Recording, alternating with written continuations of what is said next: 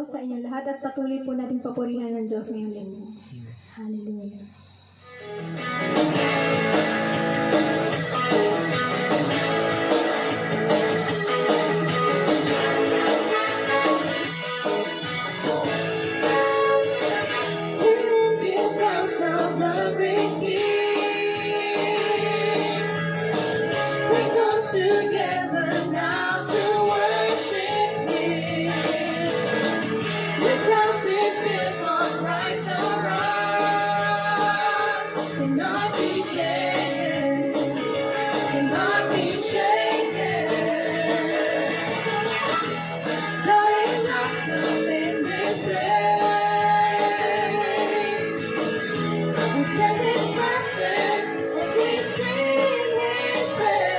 There is power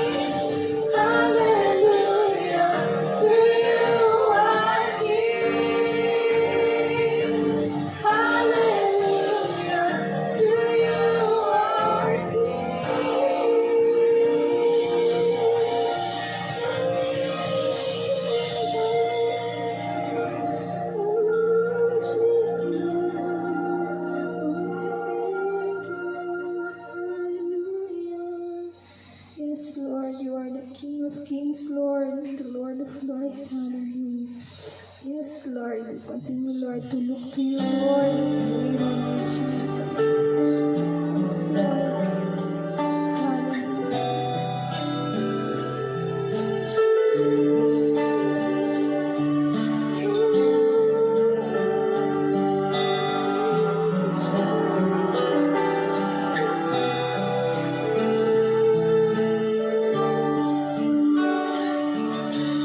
You are forever alive. You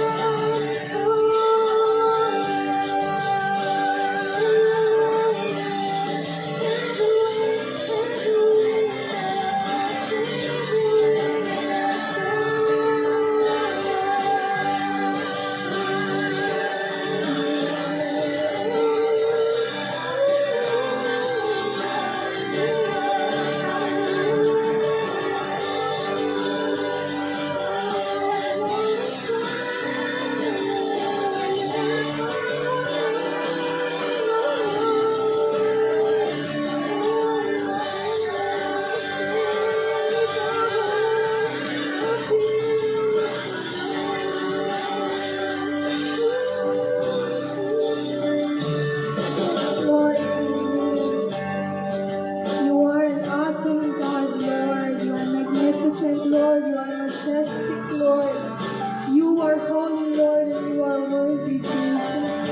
Thank you, Lord, for your faithfulness, Lord, for your goodness, Lord, and your love that will follow us all the days of our lives, Lord. Thank you, Lord, for your mercy and your grace that abounds. Thank you, Lord. Continue, Lord, to lead us in righteousness. Hallelujah. As we continue, Lord, to walk with you, Jesus. We worship you, Lord, and we adore you, Jesus. We praise you and we honor you. In Jesus' name we pray. Amen. Amen.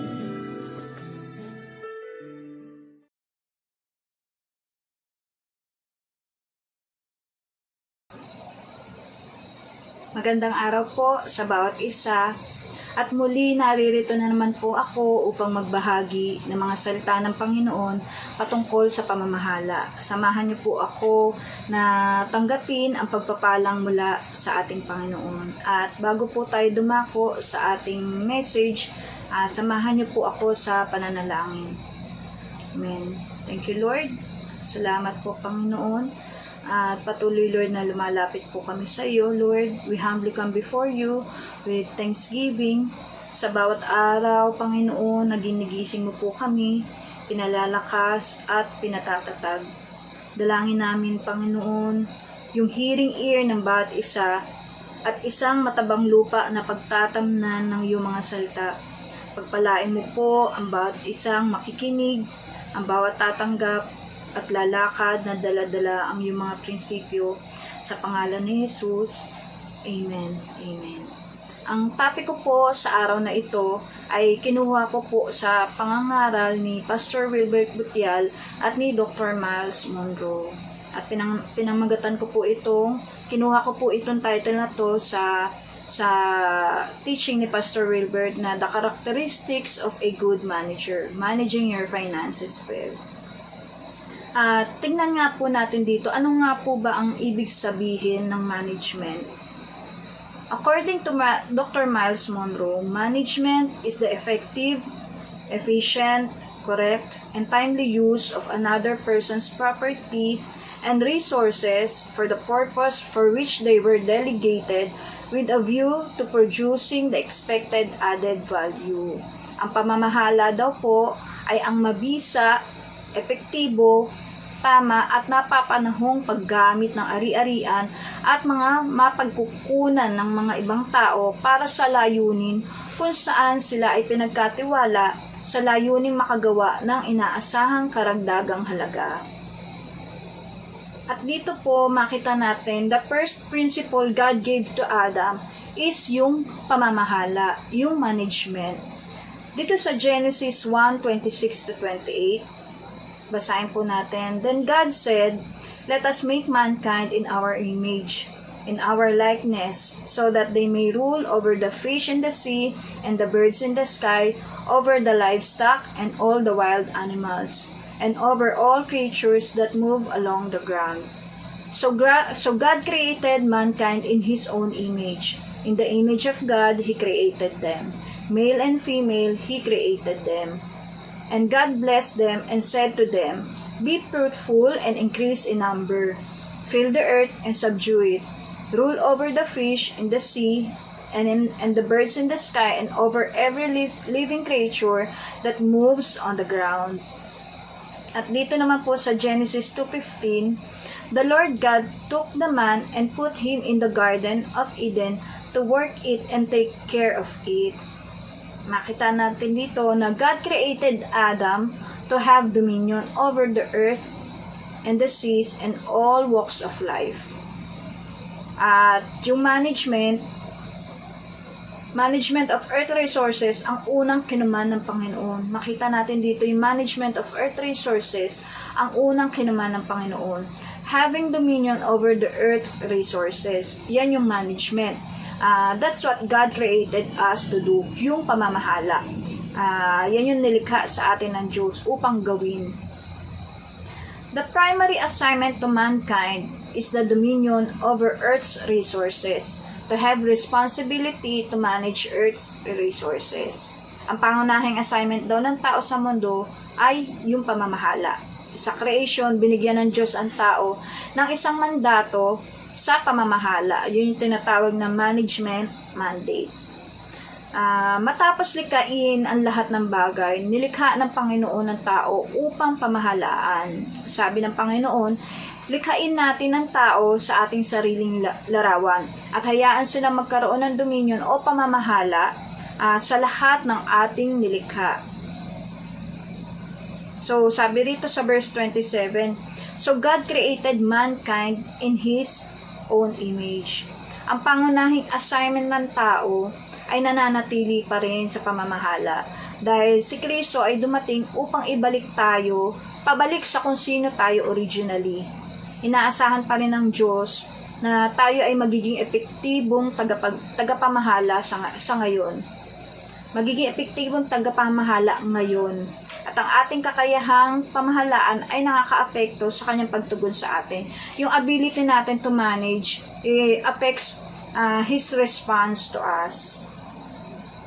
Sabi ni Dr. Miles Monroe, effective management is the key to effective kingdom living. Sa pamamahala, kailangan muna natin malaman, kailangan natin kilalanin ng yung resources na we possess ay hindi galing sa atin. Manager lang tayo ng resources ng ibang tao. At sa pagkakalikha ng Diyos sa atin, maunawaan natin na ang lahat ng meron tayo ngayon ay nagmumula sa Kanya. Nagmumula lahat sa Panginoon. Yung sa creation niya, yung liwanag, yung hangin, yung mga halaman, mga karagatan, mga isda, mga hayop, mga pagkain, maging yung mga trabaho, yung business, yung mga tao sa paligid natin, siya lahat ang may likha. Katiwala lamang tayo. At gaya nila Adam and Eve, the Lord gave us the responsibility to manage the products of this planet. Kasama na rito yung pananalapi, yung material na bagay, yung stuff and other assets we have, lahat na meron tayo. Binigyan tayo ng Panginoon ng responsibility doon sa mga produkto ng planetang kinabibilangan natin. Kung ano yung meron tayo dito sa mundo. Every person and resource is the personal property of God, the King and the Lord. At kailangan natin kilalanin yun. Ang bawat resources na meron tayo ay sa Panginoon. Makita natin dito laging sinasabi sa atin na lahat ay sa Panginoon. Lahat na meron tayo sa Panginoon. And we must use it effectively. We must use it efficiently. And we must use it timely and correctly for the purpose for which it is given and to add value to it. The primary purpose of resources in God's kingdom is to establish God's kingdom on earth. But that is not all to management. You are an effective manager when you improve and add value to everything that comes into your hands. Sabi nga, ang pangunahing layunin daw ng resources sa kaharian ng Diyos ay ang itatag ang kaharian ng Diyos sa lupa. Pero hindi lang iyon sa pamamahala. Yung isa kang epektibong tagapamahala kapag pinagbuti mo at nagdagdag ka ng halaga sa lahat ng bagay na nasa iyong mga kamay. Yung pinahalagahan mo ang isang bagay. Pinahalagahan mo kung ano yung mga bagay na ibinigay ng Diyos sa iyo. Minsan kasi meron tayong kaisipan na yung entitlement mentality. Sinasamantala natin ang pagiging anak. Wala namang masama na humingi sa Panginoon bilang anak niya, bilang sons and daughters niya. Pero ang tanong, mabuting katiwala ba tayo? Mabuting katiwala ka ba? Paano ba natin hinahandle yung pagpapalang meron tayo ngayon? Gaano ba natin pinahalagahan yung mga bagay na ipinagkakatiwala ng Panginoon sa atin? And the reason why God created man is because He needed a manager. Kailangan niya ng mamamahala. At maunawaan natin na tingnan natin dito yung the power of management. Makita natin dito yung management is a primary goal of mankind. Ang pamamahala ay isang pangunahing layunin ng bawat isa. And whatever you fail to manage, you will lose. Sabi rito, if we fail to manage our body, kung pabaya tayo sa ating mga sarili, magkakasakit talaga tayo. We will lose our health. If we fail to manage our marriage, sa buhay na mag-aasawa. Kapag hindi natin minanage na maayos yung relationship na meron kayo na ibinigay ng Panginoon, we will lose our spouse. Iba talaga naman yung iba, iniiwan, kaya nagkakaroon ng broken family. Kasi hindi na-manage na maayos. If we lose to manage our money, we will lose all of our money. Totoo naman na kapag meron tayong pera, minsan nalulustay na lang sa walang katuturan na gastusin. At yun nga yung kalalabasan. Kung hindi tayo marunong mag-manage ng pananalapi, is mauubos talaga at hanggang sa mawala na yung pera na meron tayo na pinagkatiwala sa atin ng Panginoon, yung pagpapala na meron tayo. If we fail to manage the house we live in, kasama na rito yung mga nagre-rent, 'di ba? Sa amin, kasi ang nanay ko is nagpaparenta yan. Kapag nakita niya yung hindi ka maayos sa isang bahay, sa pinapaupahan niya, paalisin ka niyan, evicted ka. Marami kaming paupahan, siguro mga 4 or 5, meron isang common CR, na kapag nakita nila na hindi malinis yung CR na yun, hindi mo minanage na maayos, evicted ka sa house ng aking nanay. Ganun siya mamahala sa business niya, dun sa renting business niya. At ganun din sa atin, sa ating tahanan, katulad ko, na isa ako sa tinuturuan ng Lord dito, na maging good manager tayo sa ating mga tahanan. Makita sa atin na mabuting katiwala tayo ng mga kayamanan na pinagkaloob sa atin ng Panginoon. Sabi nga, God does not allow any growth until He sees management. At sumunod, God's primary measure of trust in you is management. He can only trust us what we can manage. Amen. Totoo naman na pagkakatiwalaan lang tayo ng Panginoon doon sa mga kaya nating i-manage. Kasi mahirap naman kung ibibigay sa atin na hindi naman tayo ready. God will give to effective management. If God sees a manager managing effectively, He will give us more staff. Kahit nga sa isang company pa yan, di ba? Kung hindi ka nakikitaan ng effectiveness to manage your department or yung company nila, kahit mapabilang ka sa nomination or yung maging candidate ka lang sa pagiging manager, hindi ka naman papasama eh. Kasi may mga employee na sa una pa lang, kinakikitaan mo na ng ability to manage the company, ability to manage their department. Kumbaga, nakikita mo na siya yung meron pang ibubuga. Ganon. Lalo na kapag may mga problema sa work, yung pagdating sa mga troubleshooting, diyan sila nasusubok. Tama po ba ako sa mga nagtatrabaho? Pero sabi nga kung hindi ka nakikitaan ng good management, kahit maging candidate ka pa lang, wala, hindi ka mapapasama kasi hindi nakikita sa iyong buhay. Sumunod po, management attracts resources. Money runs from mismanagement. Whatever we fail to manage, God will take from you. The rain won't come anymore. God will hold rain until He sees management. Sabi, anuman ang hindi natin kayang pangasiwaan, kukunin ng Panginoon yan. Hindi darating ang ulan. Pinipigilan ng Diyos ang ulan hanggang sa makita niya ang pamamahala. Katunayan nga po niyan, sinasabi, makikita nga po natin yan sa Genesis 2:5, di ba? Sinasabi dun sa Genesis 2:5 na hindi pinahintulutan ng Diyos na bumuhos ang ulan at tumubo ang mga halaman sa halamanan dahil walang taong gumagawa o namamahala dito. No shrub had yet appeared on the earth, and no plant had yet sprung up, for the Lord God had not sent rain on the earth, and there was no one to work the ground. Sumunod po, God will never give you what you ask for, but only what you can manage. Amen? God will not give you what you ask for. Sometimes kasi, we ask more from God. More money, more blessing. Gusto ko niyan, Panginoon. Gusto ko nun. Pengi ako niyan, pengi ako nun. Pero hindi naman tayo marunong magbalik sa Panginoon. We ask more blessings, more money, kasi kulang. Pero kapag meron na tayo, is hindi naman tayo marunong magbalik sa Panginoon. Lalo na pagdating doon sa tithes. Pagdating sa tithing. Hindi natin ino-observe yung giving principles ng Panginoon. Hindi natin pinamamahalaan kung ano yung meron ka ngayon, kung anong meron tayo ngayon, paano pa tayo mabibigyan ng Panginoon ng mas malaking bagay.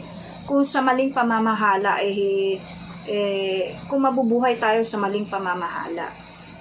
Amen. Sabi nga paano ka mabibigyan ng Diyos ng mas malaking bagay sa maling pamamahala?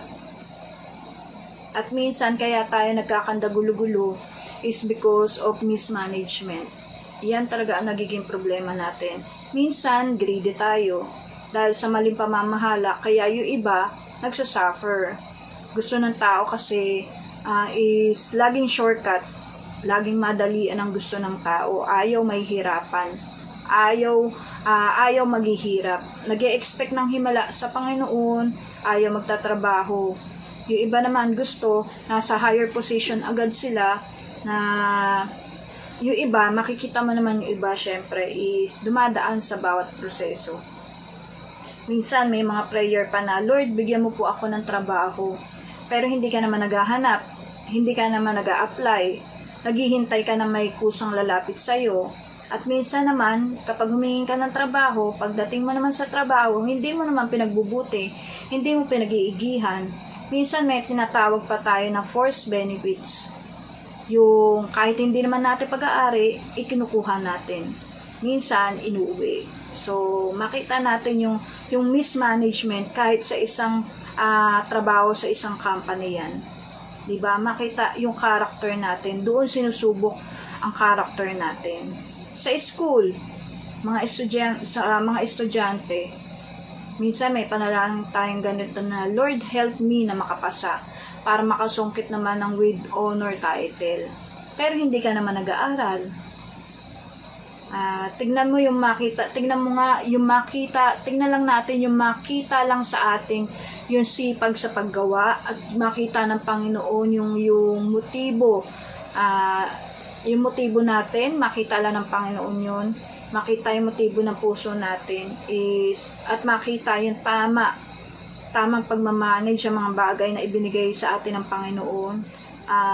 Sure naman ako doon na yung favor is susunod na sa'yo. Susunod na lang sa'yo yung favor ng Panginoon. Ibubuhos pa ng Panginoon yung pabor para sa'yo. Kung makikita ng Panginoon na tama yung motibo ng ating puso. Kung tama tayong gumagawa sa ating mga nakakasalamuha. Kung tama ba yung puso natin sa harapan ng Panginoon. Amen. Tignan po natin yung mga prinsipyo ng pamamahala. Principle of management. Sabi rito sa number 1, management is the key to prosperity. Ang pamamahala daw ay isang susi sa kasaganaan. Tandaan natin, God will not give us what we pray for. He will only give us what we can manage. And God always withhold His resources from bad management. Amen. Tulad na nakita natin kanina dun sa scripture na binasa natin. Walang ulan o tumubo sa hardin dahil walang pamamahala. Ang pamamahala ay kasipagan, epektibong paggamit at pagdaragdag ng halaga sa kung ano ang nasa iyong pag-aari. Doon pa lang sa sweldo ng isang manggagawa or kung ano yung meron ka ay hindi magiging sapat hanggang sa matutunan mo ang epektibong pamamahala. Diba? Kahit gaano kalaki ang matanggap mo or kahit gaano kalaki ang meron ka, kung hindi ka talaga naman marunong mamahala, lalo na sa pananalapi, is wala kang maaasahan talaga na paglago. Mauubos at mauubos yan. Kapag nagsimula ka ng epektibong pamamahala, mas pinahalagahan natin, mas pinagbuti natin ang pamamahala. Magsisimulan dumami yung mga resources natin. Your resources will begin to multiply. Our resources will begin to multiply. Amen. Dahil ang pamamahala ay isang prinsipyo na hindi kailangan dagdagan ng Diyos ang iyong mga pagkukunan kapag namamahala ka ng maayos kasi marunong kang mag-multiply. Alam mo kung paano i-invest. Tignan natin doon sa creation ng Lord, diba? Doon sa mga nadatnan nila Adam and Eve. Kung ano yung nilikha ng Diyos, ano yung binigay ng Lord, yun na yung pinamahalaan nila. Yun na yung minanage nila, Adam. The Lord gave Adam and Eve authority to have dominion. Makikita natin yan, mababasa natin yan sa Genesis 1:6. Sabi rito, and God said, let us make man in our image, after our likeness, and let them have dominion over the fish of the sea, and over the fowl of the air, and over the cattle, and over all the earth, and over every creeping things that creepeth upon the earth. Nakakabulol. Ibinigay ng Panginoon kay Adam and Eve ang pamamahala to multiply and replenish the earth. Amen.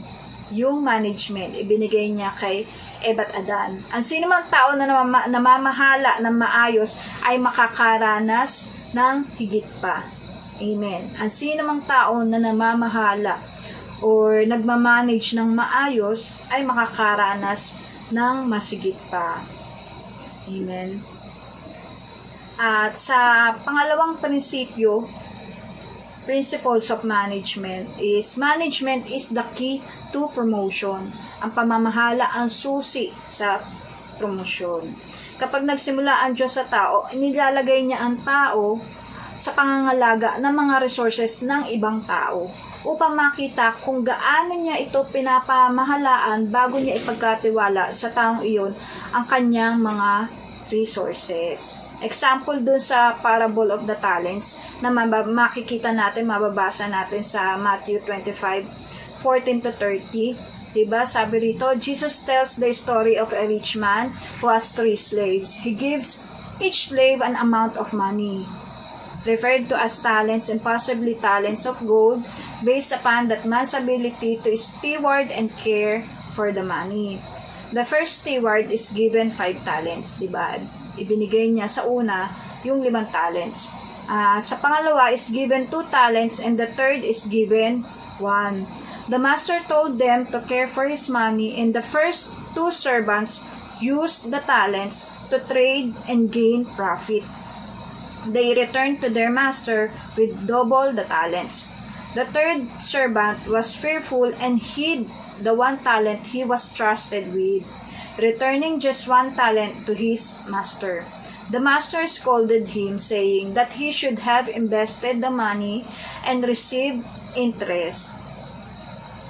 Dito, sabi nga if we are not faithful, hindi tayo tapat in managing another man's resources, God will not give us our own. Hindi niya tayo bibigyan ng sarili natin kasi doon pa lang sa resources ng ibang tao, hindi na tayo mapagkatiwalaan eh.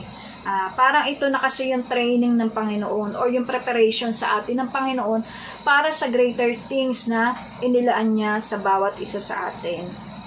At it is a privilege to be entrusted with talents, resources, and opportunities to work toward God's purposes in the world.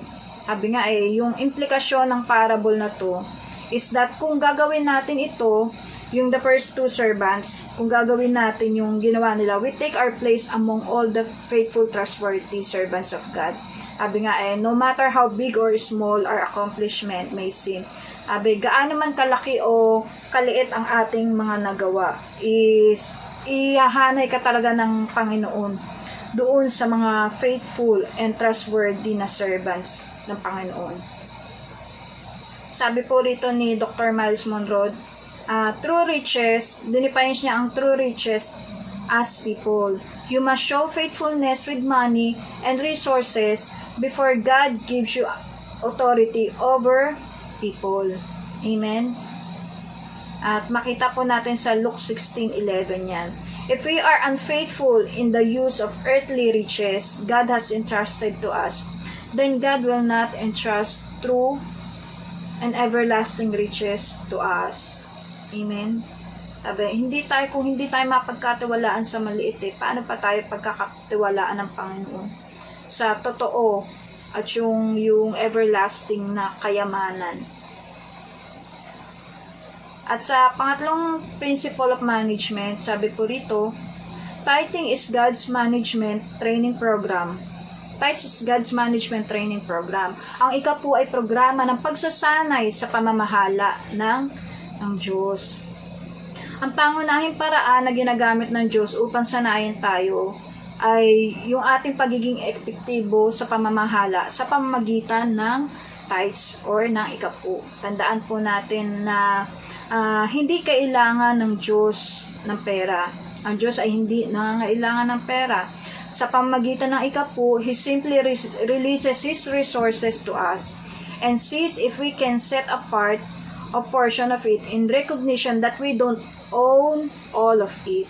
Hindi natin pag-aari ang lahat. So makita natin, maunawaan po natin yun na sa pamamagitan ng tithes, He simply releases His resources to us.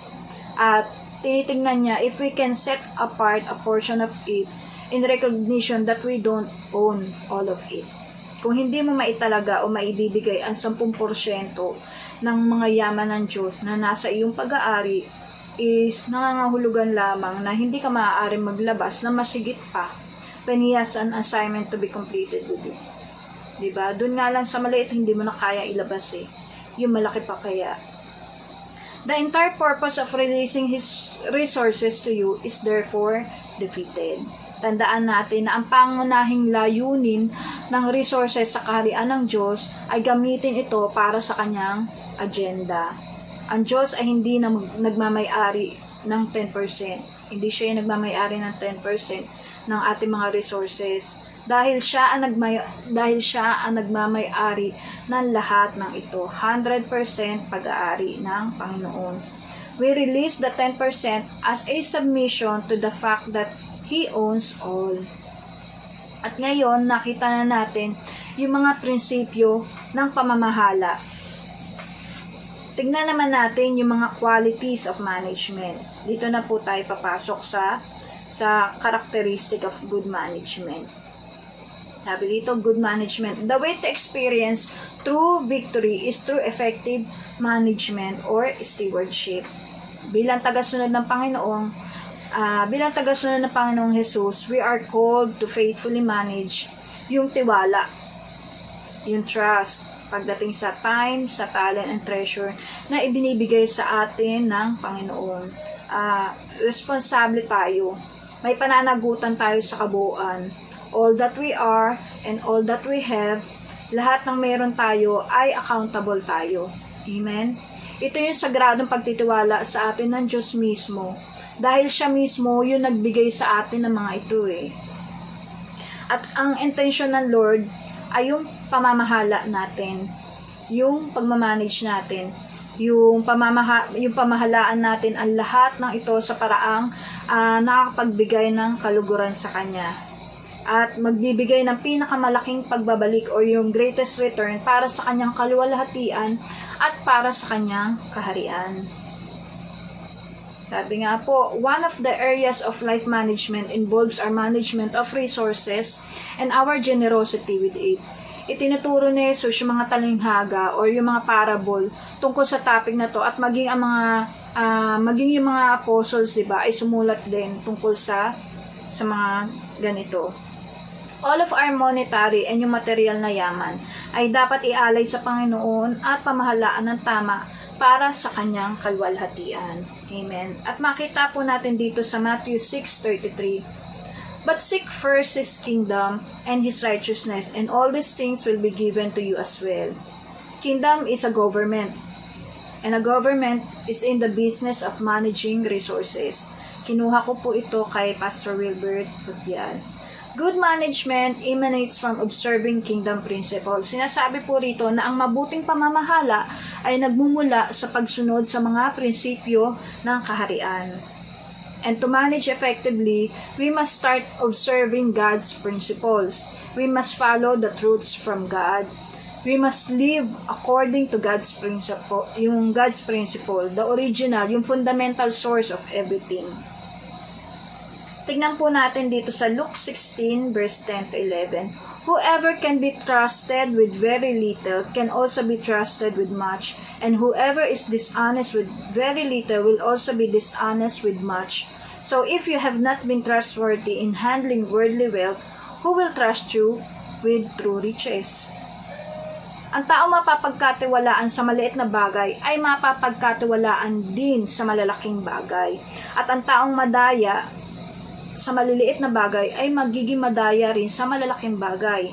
Kaya kung hindi tayo mapagkakatiwalaan sa mga kayamanan o sa mga bagay na ibinibigay ng Panginoon sa atin, sino pa yung pagkakatiwalaan ng Panginoon sa atin ng tunay na kayamanan? Amen? Sabi po rito ni Pastor Wilbert Butial, when the believer understands the concept of kingdom management and accurately observe its principles, he will never have a problem of scarcity in relation to resources.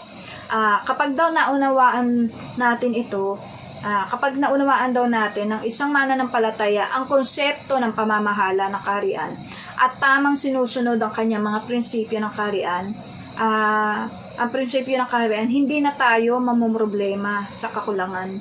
Amen? Yung insufficiently at yung shortness of supply, kaugnay dun sa mga resources. Kaya paulit-ulit na pinapaalala sa atin ng Panginoon, paulit-ulit na pinapaalala sa atin ng Biblia, unahin natin ang Panginoon. Seek first His kingdom and His righteousness, dahil ito yung susi sa matagumpay na pamamahala natin. And all these things will be given unto us. Amen?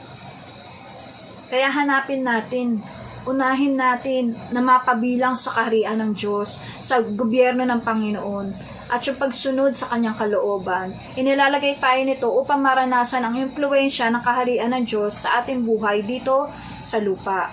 Ang salita ng Panginoon ang nagbibigay sa atin ng instructions on how to maintain a right relationship with God and operate according to His kingdom. Amen? Tandaan natin, sinabi ni Jesus na pagsikapan natin na tayo ay pagharian ng Diyos at mamuhay ayon sa kanyang kalooban. Kaya hindi lang basta hanapin kailangan natin pagsumikapan at mapanatili rin natin ang tamang relasyon sa Diyos at ibibigay niya ang lahat ng pangangailangan natin. Sabi po dito, good management of resources is the key to dominion living. Ang mahusay na pamamahala ng mga resources ay ang susi sa pamumuhay ng may kapangyarihan, ng may authority. Amen? At dito po makita natin ano nga ba yung mga characteristics of a good manager. Ano nga ba yung mga qualities ng isang mabuti at epektibong tagapamahala? Una, sabi po rito, the qualities of a good manager is, una is accountable. Yung accountability ay isang natural na resulta ng epektibong pamamahala. Because the resources do not belong to us. Dapat na makapagbigay tayo ng account dun sa may-ari. Basahin po natin dito sa Mateo 25 verse 18 to 21. Ngunit ang tumanggap ng 1,000 salaping ginto ay humukay sa lupa at itinago ang salaping ginto ng kanyang Panginoon. Pagkaraan ng mahabang panahon, bumalik ang Panginoon ng mga tauhang iyon at sila'y pinag-ulat. Lumapit ang tumanggap na 5,000 salaping ginto at sinabi, Panginoon, ito po ang 5,000 salaping ginto na iniwan nyo sa akin. Heto naman po ang 5,000 salaping ginto na tinubo nito. Sinabi sa kanya ng Panginoon, magaling, tapat at mabuting lingkod. Halika, samahan mo ako sa aking kagalakan. Naging tapat ka sa kaunting halaga, kaya gagawin kitang tagapamahala ng malaking halaga. Amen? Makita natin dito, di ba, yung accountability, yung ginawa nung unang servant Nakita sa kanya na mapapagkatiwalaan. Ano pa ang sinabi ng kanyang Panginoon? Magaling, tapat at mabuting lingkod. Halika, samahan mo ako sa aking kagalakan. Amen? At yung pangalawang karakter na makita sa atin dito is yung disiplina. Dapat tayo maging disiplinado na sumusunod sa mga instructions ng may-ari. Kung paano at para saan dapat gamitin yung mga resources. You are effective manager kapag nagbigay ka ng inaasahang dagdag na halaga. Hindi lang yung halaga na naramdaman mo, hindi lang halaga yung basta na feel mo lang. Dito sa verse 16 ng Matthew 25, kumilos agad ang tumanggap na 5,000 salaping ginto at ipinangalakal iyon. Kumita siya ng 5,000 salaping ginto. Amen. The servant who received the 5 bags of silver began to invest the money and earned 5 more. Makita natin dito yung servant used the 5 bags of silver wisely. Ininvest niya yung pera para mas lumago pa. Yan ang nagiging problema sa atin eh. Yan yung nagiging problema kapag pinagkatiwalaan tayo ng Panginoon in terms of money. Ano yung nangyayari sa atin?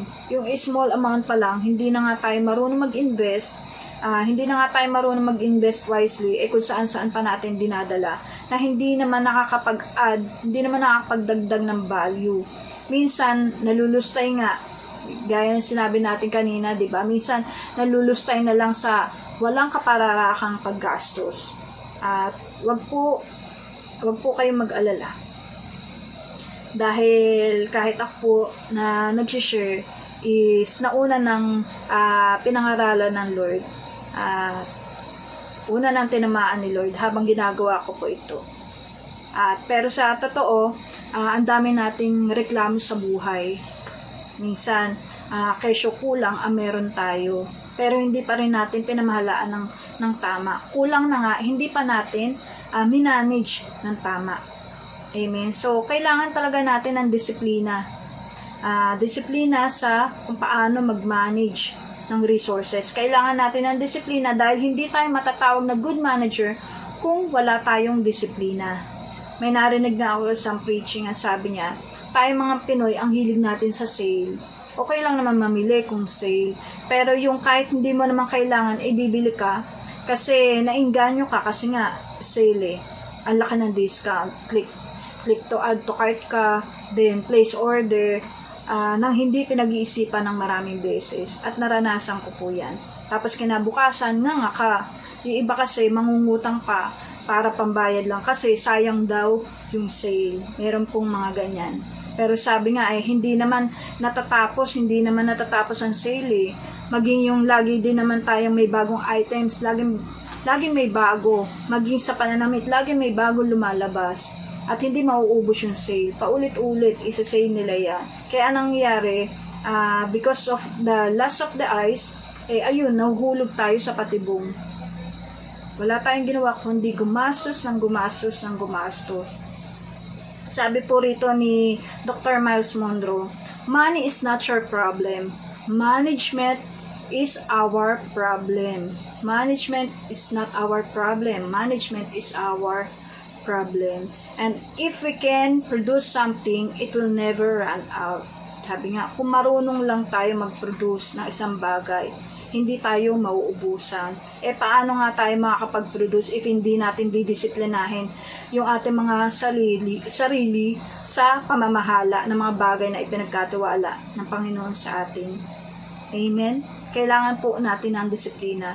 Pangatlo, honesty. Sabi po rito, ang isang epektibong tagapamahala ay dapat na tapat sa salita at sa mga resources ng may-ari kahit na walang naroroon. Ang may-ari ay hindi palaging naroroon na kasama mo. Sabi rito sa Philippians 4:8, finally, brethren, whatsoever things are true, whatsoever things are honest, whatsoever things are just, whatsoever things are pure, whatsoever things are lovely, whatsoever things are of good report, if there be any virtue, and if there be any praise, think on these things. Amen. Bukod dyan, mga kapatid, lagi niyong isaisip ang mga bagay na mabuti at kapuri-puri. Mga bagay na totoo, marangal, matuwid, malinis, maganda at kanais-nais. Amen? Sabi rito yung integrity natin sa pamamahala should be the foundation of our lasting bond between a business and its clients. Sabi, dahil dyan din nakasalalay ang paglago ng isang business o negosyo. At tayo bilang mananampalataya, maging tapat tayo sa mga bagay na ipinagkakatiwala sa ating Panginoon dahil kailanman ay hindi natin madadaya ang Diyos. Ibigay natin ang para sa Panginoon at gumawa tayo ng tapat na alam natin na nalulugod ang Panginoon. Amen po. At ang pang-apat na qualities of a good manager is diligence. Sabi rito, hindi sapat na manatili ka sa trabaho at patuloy na magtrabaho ka lang. You must provide the effective added value upang maibigay ang inaasang karagdagang halaga. Dapat ka maging masigasig, diligent, magsumikap. Sabi nga, pwede mong gamitin yung creativity mo kung kinakailangan to see the desired accomplishment. Amen?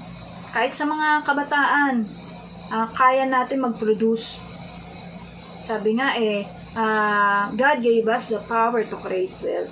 At binibigyan tayo ng ideas, ng ability ng Lord upang gamitin iyon. Mababasa natin yan sa parable of the talents where the manager said the unfaithful servant should have put the money in the bank to gain some interest. Sa Matthew 25, 26, 27, he was demanding creativity. Sumagot ang kanyang amo, masama at tamad na alipin. Alam mo palang inaani ko ang hindi ko itinanim at kinukuha ko ang pinaghihirapan ng iba. Bakit hindi mo na lang i-deposito sa bangko ang pera ko para pagbalik ko ay may makuha akong interes? Amen. At panlima, makita po rin natin dito yung qualities of a good manager is yung faithfulness. Ang katapatan ay nananatili sa tungkulin at nananatili sa gawain. Ang isang tapat na tao ay hindi nangangailangan ng pangangasiwa. He doesn't need supervision at hindi niya basta-basta iniiwan ang gawain sa anumang kadahilanan. Hindi ka magiging isang epektibong tagapamahala kapag ginagawa mo ang trabaho ng partial lang. May mga gantong sitwasyon, may mga gantong sitwasyon pa rin po Yung kaya naman natin, yung posible naman na tapusin ang isang trabaho sa isang araw, pero pinagpapabukas pa natin. Minsan nagiging self-centered tayo. Yung wala tayong pakialam, basta ikaw gagawin mo kung ano lang yung gusto mong gawin. Pero yung alam mong may iaayos pa, alam mong meron pa ikagaganda, hindi mo ginagawa. Yung hayaan mo na lang silang gumawa niyan, yung mga ganong katwiran. Sana nagigets na po ako yung sinasabi kong yun patungkol sa pagtatrabaho natin. Minsan may mga ganong katwiran At noon, nasabi ko rin yan, na hayaan mo na silang gumawa niyan. Ganyan pa. Sa bahay, sa mga kabataan, paano kayo nagiging mabuting katiwala kapag iniiwan kayo ng inyong mga magulang? Naaasahan ba kayo ng mga parents nyo pagdating sa mga gawaing bahay? O lawit na yung dila ng mga nanay nyo sa paulit-ulit na salita bago kayo sumunod o kumilos? Sa ministry, nagagawa ba natin ng tama at maayos yung ministry natin na kinabibilangan natin? Tapat ba tayo sa pamamahala sa mga tao na inassign sa atin para alagaan spiritually? Naging tapat ba tayo nakatiwala ng Panginoon, lalo na sa time na wala nakakita sa atin? Makita po natin dito sa Matthew 25:21, sumagot ang amo niya, magaling, isa kang mabuti at tapat na alipin. At dahil naging matapat ka sa kakaunting pinagkatiwala sa iyo, ipapamahala ko sa iyo ang mas malaki pang halaga. Halika't makibahagi sa aking kaligayahan. Amen, di ba? Nakita niya na naging tapat ang kanyang tauhan, na doon naging tapat sa pinagkatiwala sa kanya. Kaya ipapamahala sa kanya yung mas malaki pang halaga. Amen. Makita sa atin yung faithfulness, yung katapatan. At yung pang-anim, yung trustworthiness. Sa Luke 16:10, anyone who can be trusted in little matters can also be trusted in important matters. But anyone who is dishonest in little matters will be dishonest in important matters. Sa ganitong karakter din tayo nasusubukan. Dapat tayo maging tapat sa ating mga sarili, maging dun sa mga salitaan natin. Trustworthiness is the result of always being the same. Yung salita at yung action natin is aligned dapat lagi. It is the result of character, hindi pa bago-bago. may sense of care, may sense of concern ang taong may trustworthiness at may kakayahan na gawin ang tama at nararapat. Sabi rito, trustworthiness is the quality of being deserving of trust or confidence. Yung dependability and reliability, maaasahan sa lahat ng panahon. So, dapat maaasahan tayo sa lahat ng panahon. They acknowledge their strength and weaknesses too. They don't pretend to know it all. Sabi nga, maging totoo tayo. At pwede naman natin sabihin kung hindi natin kayang gampanan yung ganitong mga bagay. Hindi yung pwede naman tayo mag-seek ng help sa mga taong nag-assign sa atin, sa mga tao na nagbigay ng pagtitiwala sa atin. Wag tayong wag tayong mag-pretend na alam natin ang lahat. Ang kailangan lang natin is harapin na meron tayong kahinaan sa buhay. Ano nga po yung sabi rito sa Luke 16:10? Kung mapapagkatiwalaan tayo sa maliit na bagay, mapagkakatiwalaan din tayo sa malalaki at importanteng mga bagay. Pero kung hindi naman tayo tapat kahit sa maliit, hindi tayo magiging tapat doon sa greater responsibilities. This character of good manager can also be found in the life of a faithful and consistent tither. Napag-usapan po natin yan kanina doon sa principles of management. At sabi rin po ni Pastor Wilbert, remove anyone from these qualities will not make you a good manager. At totoo naman po, a good manager ay makikitaan dapat ng mga gantong qualities. Good manager attracts the favor, blessings, and other resources needed to fulfill our mandate. At work does not attract resources, management does, and sometimes God allows crisis to test our management. Amen? It is the management of money problems that we have to take care of in order to put things in order.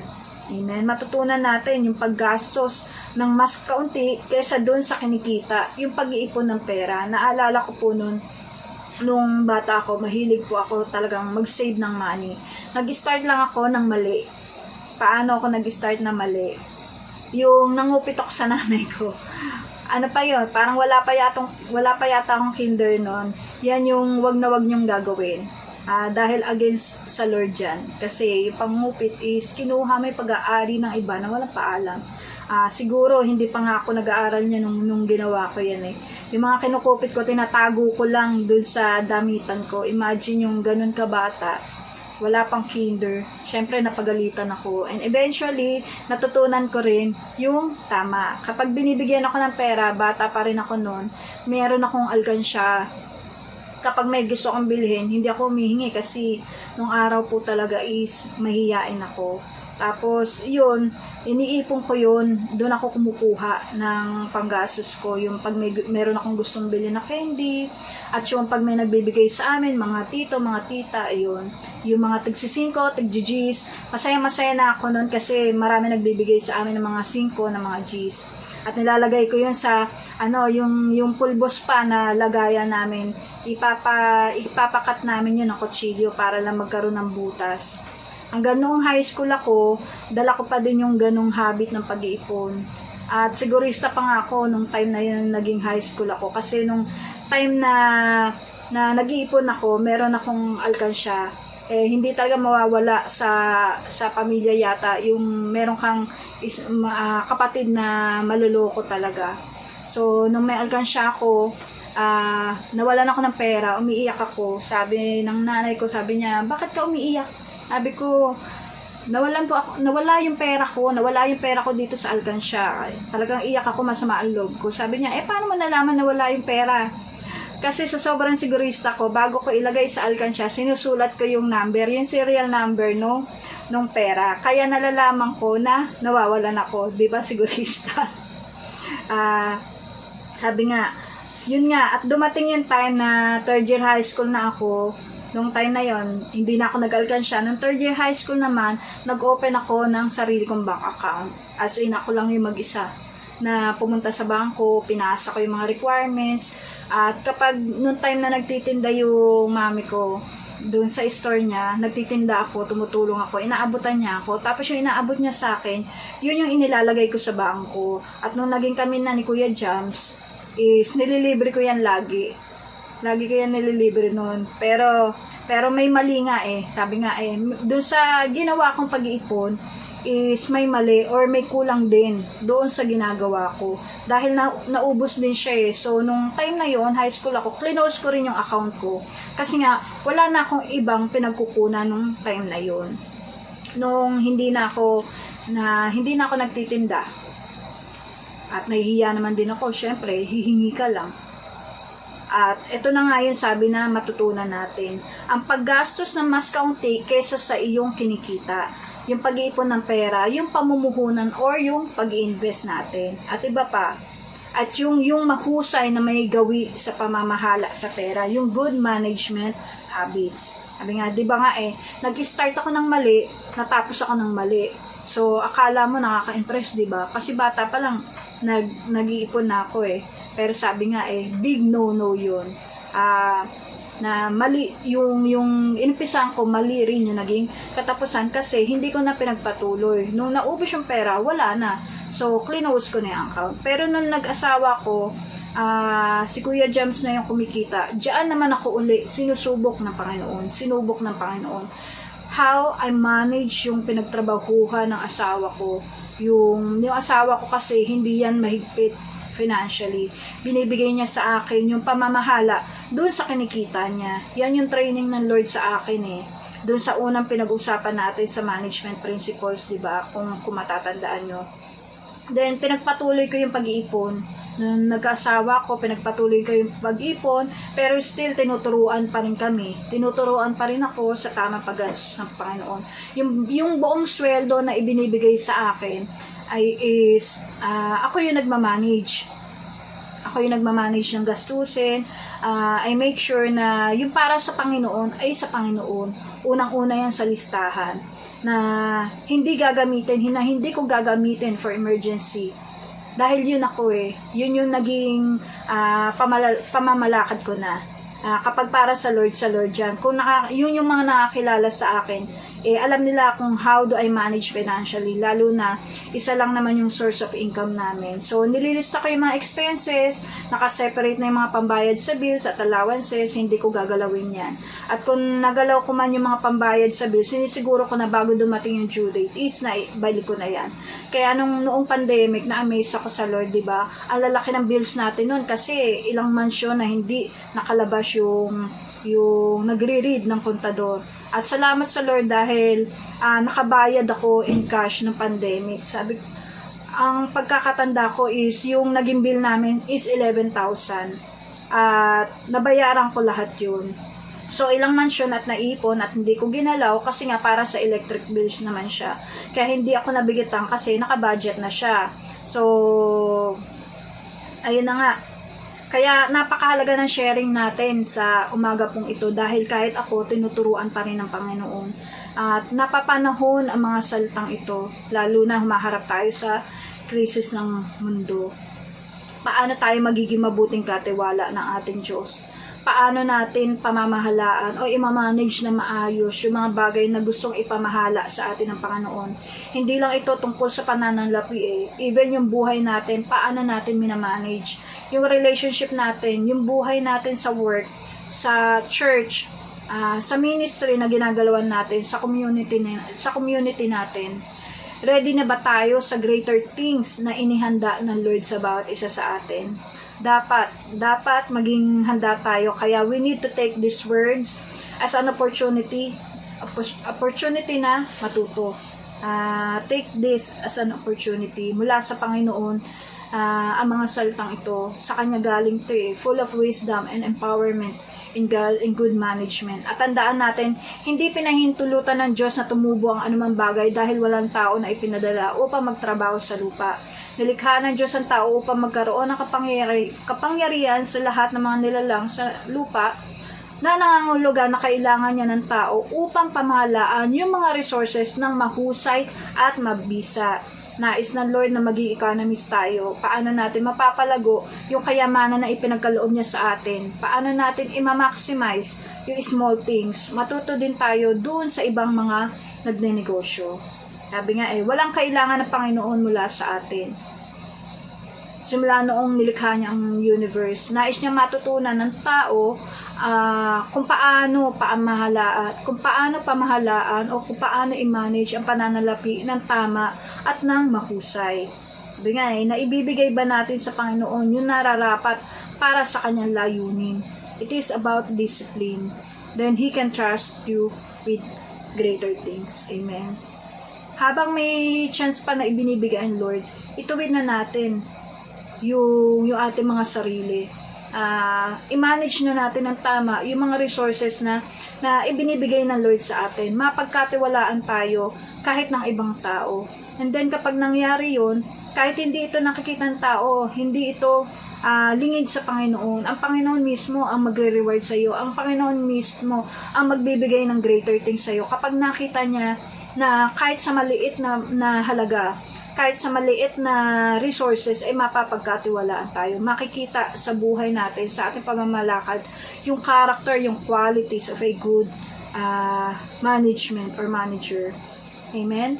At sa oras pong ito, salamat sa pakikinig at sa aking pagbabahagi at tayo po'y yumukot manalangin. Amen. Panginoon, maraming salamat po sa salita, Panginoon, na ibinigay niyo sa amin sa araw na ito on how to be a good manager, Panginoon, ng mga bagay na ipinagkatiwala mo sa bawat isa sa amin at ipagkakatiwala mo pa, Panginoon. Dalangin din po namin ang gabay ng iyong banal na Espiritu in terms of handling our finances. Help us, Lord, na patuloy naming malakaran ang prinsipyo ng pamamahala na maunawaan namin na lahat ay sa iyo at kami ay katiwala mo, Panginoon. At laging makita sa amin ang tamang karakter, Panginoon, ng isang mabuting katiwala. May accountability, may disiplina, tapat, may kasipagan at totoo sa iyong harapan. Dalangin ko po na pagkalooban mo yung mga tao na nangangailangan ng trabaho, Panginoon, at ng mga pagkakakitaan. Lead them sa mga tao na makakatulong sa kanila na magamit ang kanilang mga abilidad at magamit sila para sa iyong layunin. I pray, Father God, for financial breakthrough. Salamat po sa wisdom na lagi mo ibinibigay sa amin upang magampanan namin ng tama ang pagkatawag mo sa bawat isa bilang isang mabuting tagapamahala ng iyong mga nilikha, hindi lamang sa pananalapi, kundi sa aming pamilya, Panginoon.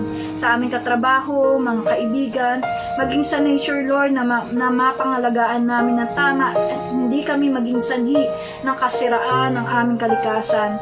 Salamat, Panginoon, at patuloy mo kaming busugin at palakasin ng iyong mga salita. At sa aming mga pagbibigay, Panginoon, maluwalhati ka, Lord God. Maluwalhati ka, makapagbigay kami ng glory sa iyo, Panginoon. Maibigay namin ang nararapat at tama para sa iyo. Makapagbigay kami ng may pagpapakumbaba at may kagalakan at hindi napipilitan, Lord. Pagpalain mo ang bawat isa ng siksik, liglig at nag-uumapaw. Send healing, Lord, for those who need healing. Send strength for those who are weak. In Jesus' name we pray. Amen.